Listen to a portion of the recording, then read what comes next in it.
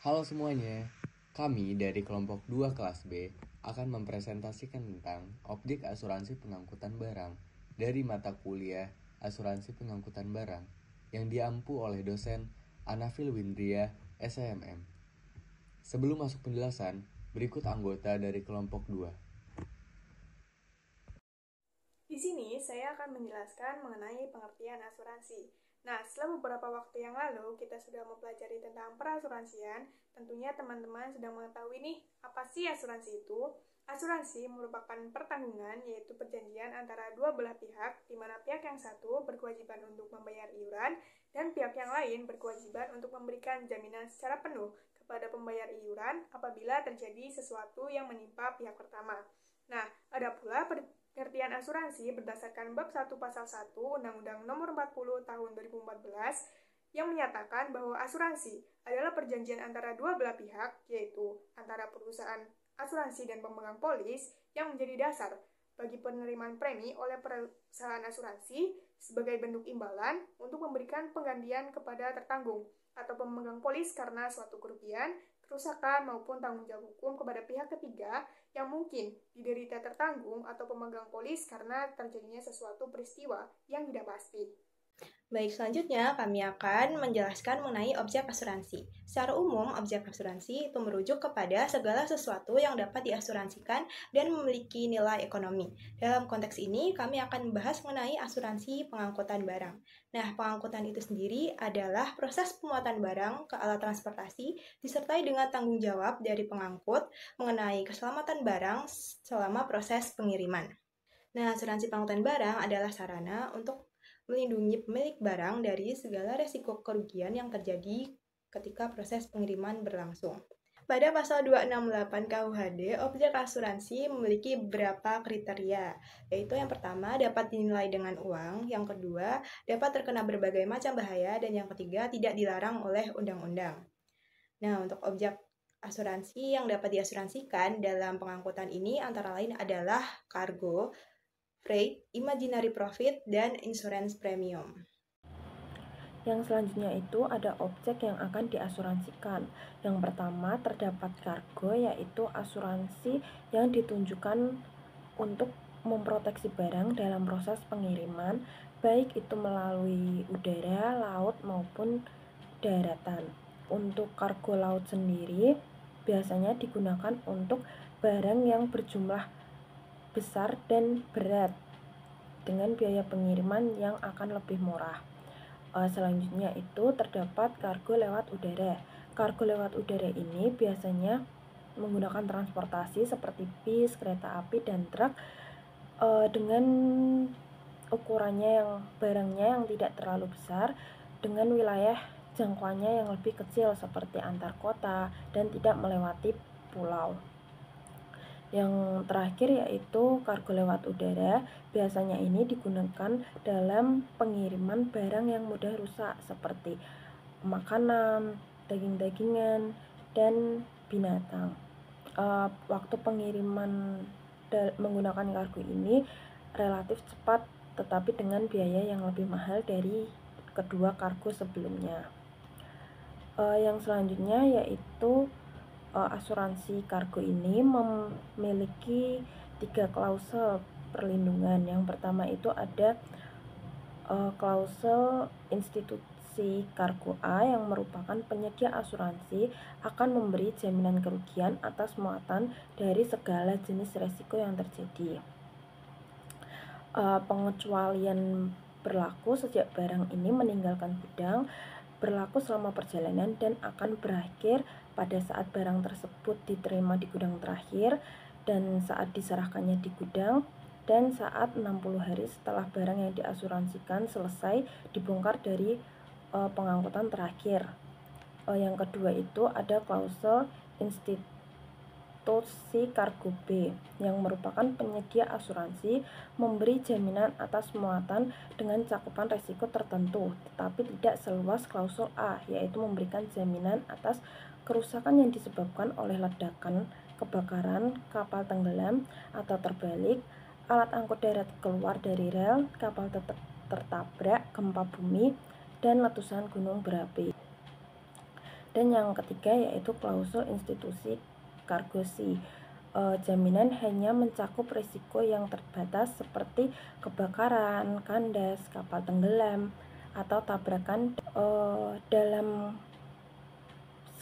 institusi kargo A, B, C ini ada beberapa pengecualian dalam manfaat asuransi yang perlu diperhatikan. Yang pertama itu ada kerusakan yang disengaja oleh tetanggung.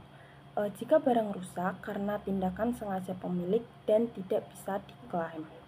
Yang kedua yaitu kebocoran atau penyusutan bobot alami, misalnya cairan yang menguap atau bahan yang menyusut secara wajar selama pengiriman.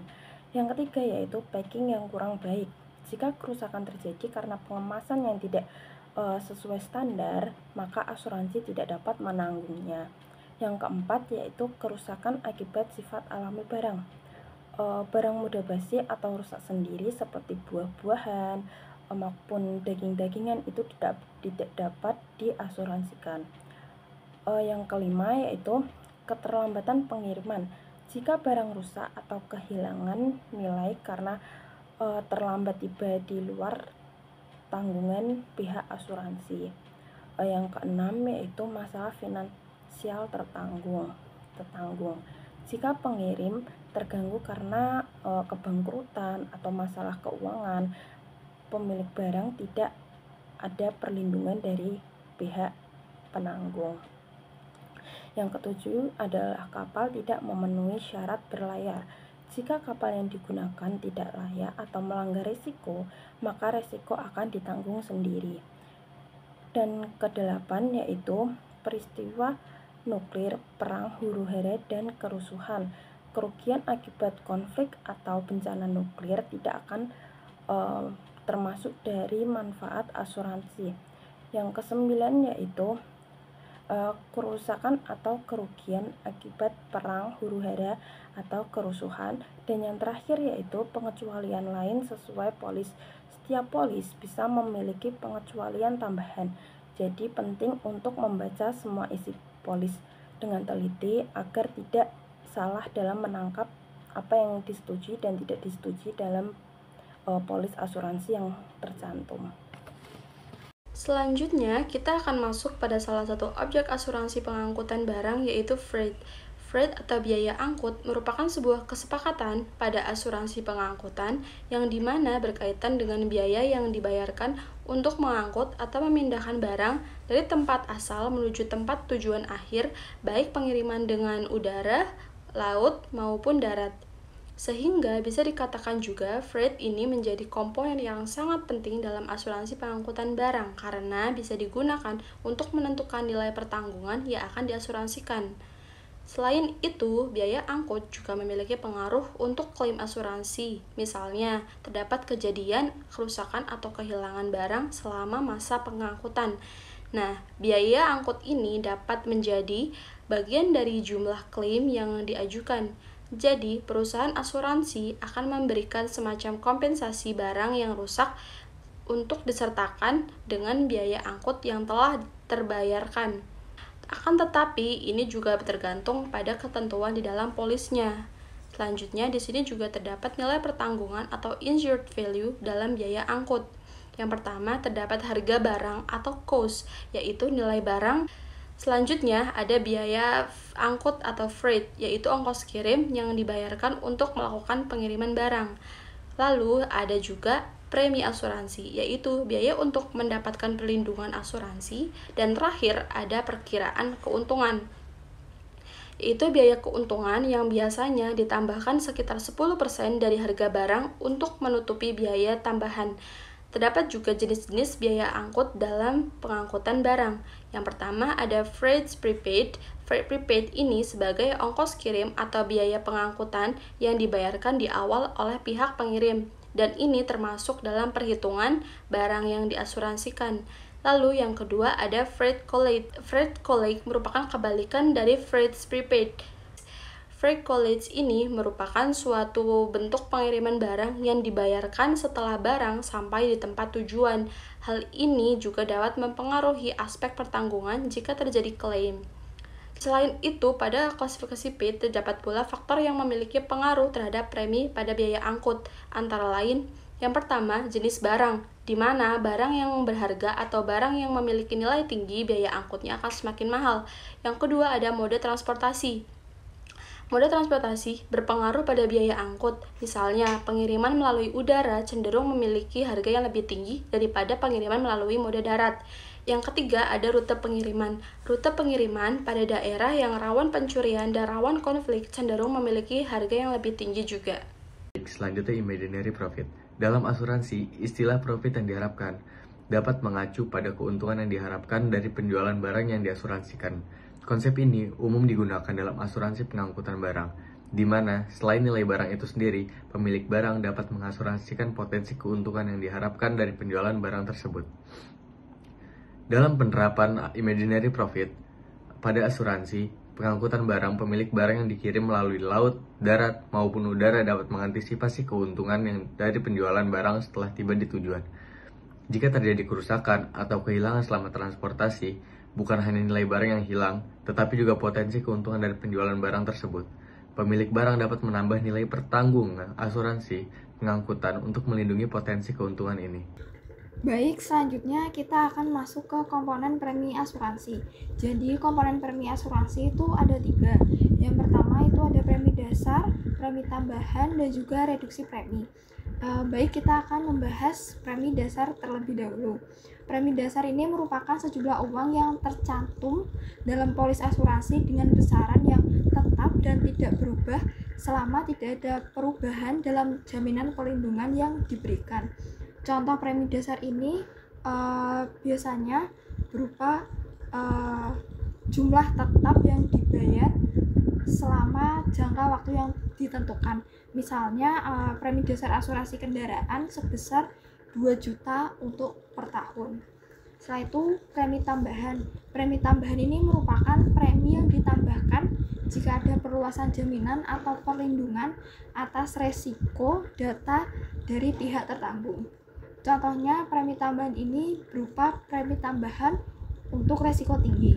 Misalnya tambahan 50% dari premi dasar untuk pengemudi muda atau pengemudi dengan memiliki riwayat kecelakaan.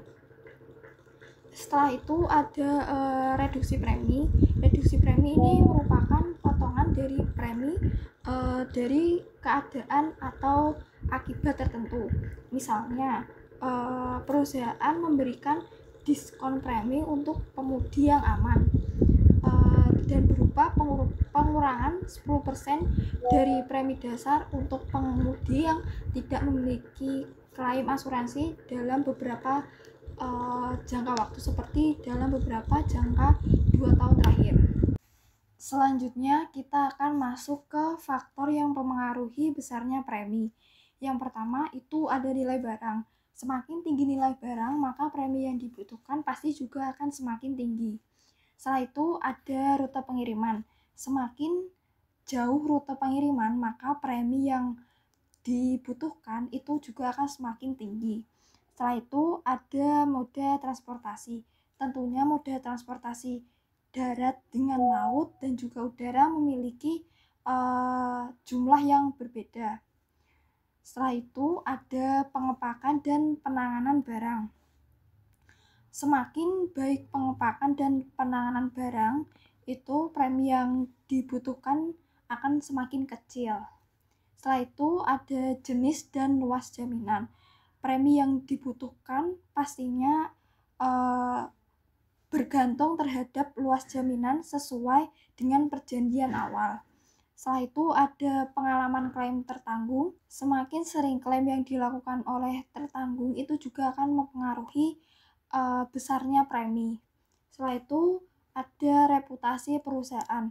Reputasi perusahaan juga akan mempengaruhi besar kecilnya premi. Semakin baik perusahaan, mungkin premi yang dibutuhkan semakin kecil. Setelah itu yang terakhir ada jenis barang. Artinya jenis barang yang memiliki resiko tinggi akan membutuhkan premi yang cukup besar. Untuk materi yang selanjutnya, itu adalah mengapa objek harus diasuransikan. Pada dasarnya, asuransi merupakan perjanjian antara kedua belah pihak, yakni pihak tertanggung dan pihak penanggung. Seseorang melakukan perjanjian asuransi itu bukan tanpa sebab. Pada dasarnya, seseorang melakukan asuransi itu adalah untuk mengurangi resiko yang akan terjadi di lain waktu yang tidak akan diketahui. Dengan memiliki resiko, seseorang akan menerima sebuah keuntungan, di mana apabila terjadi kerusakan atau kehilangan barang, seseorang akan mendapatkan sebuah pergantian dari pihak asuransi. Berikutnya yaitu mengenai dasar hukum objek pengangkutan barang. Dalam hukum objek pengangkutan barang ini, kami mengambil 5 dasar hukum tentang objek pengangkutan barang, yaitu yang pertama ada Kitab Undang-Undang Hukum Dagang atau KUHD. Dalam KUHD ini kami mengambil 3 pasal, yaitu pasal 246, pasal 592 hingga pasal 685, dan juga pasal 686 hingga pasal 695. Pada pasal 246 mengidentifikasi mengenai asuransi sebagai perjanjian di mana penanggung itu mengikat diri kepada tertanggung dengan menerima premi untuk memberikan ganti rugi. Kemudian pada pasal 592 hingga pasal 685 mengatur tentang asuransi pengangkutan laut seperti ketentuan mengenai pertanggungan risiko selama pengangkutan barang.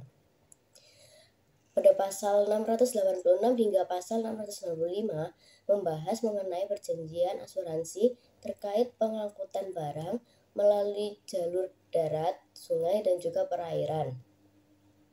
Kemudian yang kedua, pada Undang-Undang Nomor 17 Tahun 2008 tentang pelayaran, undang-undang ini mewajibkan perusahaan angkutan laut untuk mengasuransikan barang yang diangkut untuk dialihkan resikonya terhadap kemungkinan kerusakan atau kehilangan barang selama proses pengangkutan itu.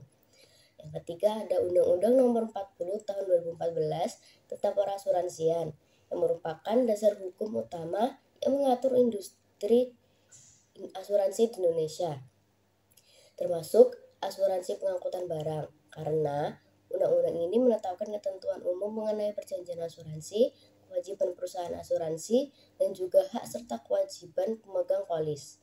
Yang keempat, Peraturan Menteri Perdagangan Nomor 40 Tahun 2020. Peraturan ini mengatur ketentuan penggunaan angkutan laut dan asuransi nasional untuk ekspor dan impor barang tertentu serta mewajibkan untuk menggunakan asuransi nasional dalam kegiatan ekspor impor tertentu. Dan yang terakhir yang kelima, ada Polis Standar Asuransi Pengangkutan Barang Indonesia atau yang dikenal sebagai PSA-PBI. PSA-PBI ini mengatur cakupan pertanggungan, pengecualian, dan juga hak kewajiban tertanggung dan penanggung dalam asuransi pengangkutan barang. Kesimpulannya, asuransi merupakan perjanjian antara asuransi sebagai penanggung dan juga nasabah sebagai tertanggung. Perusahaan asuransi akan memberikan pergantian kepada nasabah jika terjadi hal-hal yang tidak diinginkan dengan cara membayar iuran premi asuransi sebagai perjanjiannya. Kepemilikan asuransi ini bertujuan untuk melindungi kehidupan dan proteksi aset, perlindungan finansial dan keamanan jangka panjang, serta mengurangi dampak kerugian akibat kejadian tak terduga. Dasar hukum yang mengatur mengenai objek asuransi angkutan barang ini yaitu Kitab Undang-Undang Hukum Dagang atau KUHD pasal 246, pasal 592 hingga 685, pasal 686 hingga 695, Undang-Undang Nomor 17 Tahun 2008 tentang pelayaran, Undang-Undang Nomor 40 Tahun 2014 tentang perasuransian, Peraturan Menteri Perdagangan Nomor 40 Tahun 2020, dan juga Polis Standar Asuransi Pengangkutan Barang Indonesia atau PSA-PBI.